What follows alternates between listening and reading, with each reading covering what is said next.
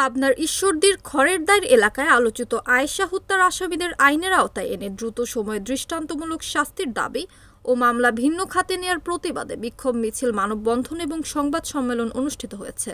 বুধবার বিকেলে উপজেলার সলিমপুর ইউনিয়নের খড়েরদাইর এলাকায় নিহত আয়েশার বাড়িতে নিহতের ছেলেদের আয়োজনে সংবাদ সম্মেলনে লিখিত বক্তব্য পাঠ করেন তার ছেলে পিন্টু প্রামাণিক। এ সময় পিন্টু প্রামাণিক অভিযোগ করে বলেন, এই এলাকার দুর্দান্ত দস্যু হিংসাত্মক প্রকৃতির সুমন, বারিক, চাদু, ইয়াকুব ও জাব্বারুল গংরা তুচ্ছ ঘটনাকে কেন্দ্র করে আমাদের বাড়িতে অতর্কিত হামলা চালায়। এ সময় আমার ভাই সালাম বাধা দিলে তার উপর আক্রমণ করে। তখন আমার মা এগিয়ে আসলে আমার বৃদ্ধ মায়ের ওপর হামলা চালায়।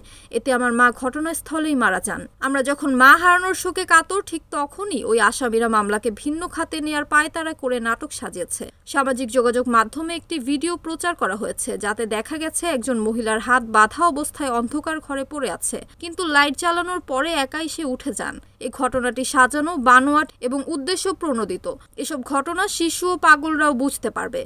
তারা প্রশাসন ও সংশ্লিষ্ট সকলের দৃষ্টি আকর্ষণ করে বলেন, অবিলম্বে সকল আসামিকে আইনের আওতায় এনে দ্রুত সময়ে দৃষ্টান্তমূলক শাস্তির দাবি করেন। এ সময় উপস্থিত ছিলেন নিহত আয়েশার ছেলে পিন্টু প্রামাণিক, সালাম প্রামাণিক, হেলাল প্রামাণিক, পুত্রবধূ বেদেনা, মমতাজ বেগম ও নাসিমা বেগম সহ এলাকার বাসিন্দাগণ।